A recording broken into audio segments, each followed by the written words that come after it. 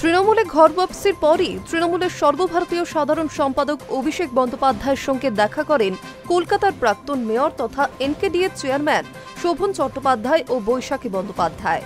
তারপরই সদ্য দলে যোগ দেওয়া দুই নেতা নেত্রীকে পাশে নিয়ে সাংবাদিক বৈঠক করেন ডায়মন্ড হারবারের সাংসদ। শোভন বৈশাখীকে স্বাগত জানিয়ে তিনি বললেন, দল বেছে নেওয়ার অধিকার প্রত্যেকের আছে। উনি দীর্ঘদিন সক্রিয় রাজনীতি থেকে দূরে ছিলেন, এবার আমাদের সঙ্গেই লড়াই করবেন।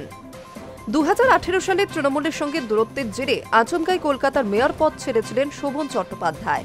দুই দপ্তরের মন্ত্রিত্বও ছেড়েছিলেন তিনি। পরবর্তীতে 2019 সালে বিজেপিতে যোগ দেন তিনি।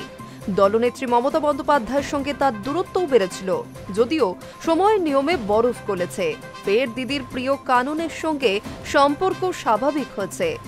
সম্প্রতি এনকেডিএ চেয়ারম্যান পদের দায়িত্ব পান শোভন চট্টোপাধ্যায়। সোমবার দুপুরে আনুষ্ঠানিকভাবে তৃণমূলে ফিরলেন শোভন চট্টোপাধ্যায় ও বৈশাখী বন্দ্যোপাধ্যায়। এরপরই অভিষেক বন্দ্যোপাধ্যায়ের কালীঘাটের বাড়িতে গিয়ে দেখা করেন তারা। সেখানে আলাপচারিতা শেষে সাংবাদিকদের মুখোমুখি হলেন অভিষেক। বললেন, কে কোন রাজনৈতিক দল করবেন তা বেছে নেওয়ার অধিকার সকলের আছে। ওনারা কয়েক বছর সক্রিয় রাজনীতিতে ছিলেন না।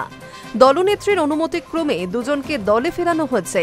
এরপরই কেন্দ্রকে নিশানা করে বাঙালি হেনস্থার প্রতিবাদে সকলকে একসঙ্গে লড়ার ডাকও দেন ডায়মন্ড হারবারের সাংসদ Abhishek Bandyopadhyay.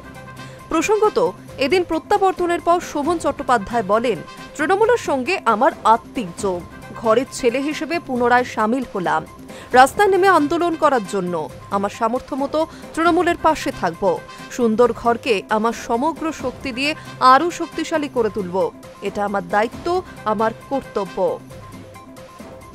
High News network.